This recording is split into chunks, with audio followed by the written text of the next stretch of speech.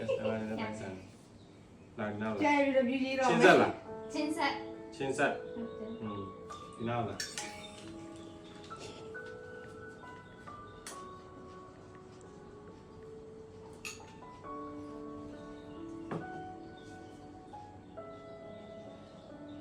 ရစားလို့ရတယ်စားမေးလိုက်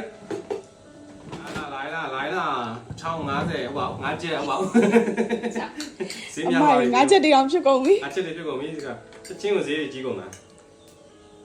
ဒီမဒီလိုဝိုင်းလိုက်ဝေးနေမှာဆိုလို့တို့ရန်ကုန်မှာစားတဲ့ပုံစံလေးနည်းနည်းဝိုင်းမလို့ရိုက်ပေးဖက် ခုနေဘာဖြစ်ချင်နေတာလဲငါ့ကိုပြောလိုက် ဘာလို့လဲဖြစ်ချင်ရလဲ မလားအဲ့တော့ခုနောက်တစ်ခုယူလိုက်မယ်အဲ့တော့ဝိုင်းလိုက်မယ်ဆိုအမလည်းမလားမနဲ့လေးတက်ပေါ်ရင်တော့မယ်နော် တိလေးမအောင်မယူသေးတီရှူးလေးတစ်စားပဲ တီရှူးတရွက်ပဲလားမ ဒီတဲ့ရန်စကားတွေများနေဟေးခုနေပဲရွှေရွှေ ယူဒါနဲ့ထိုင်ပစ္စည်းလေး သူ့ဝိုင်းစီချင်တာဟဲ့ ဝိုင်းလေးကျန်တာတို့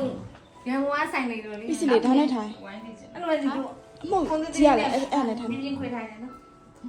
ရပြီဒီလိုဝိုင်းလို့ရပြီ4ယောက်ပဲရှိတယ်ဟိုအချင်းရဲ့အပေါ်တင်လေဘယ်မှာဆိုတော့စားတယ်ဒီလိုကဘာမှမလဲလေ ရတယ် ပါလာမျိုး ရှ ပေါ့ င်းရရှင်းပြလာတယ် တိုင်းလာတာကျမအိမ်ပိုင်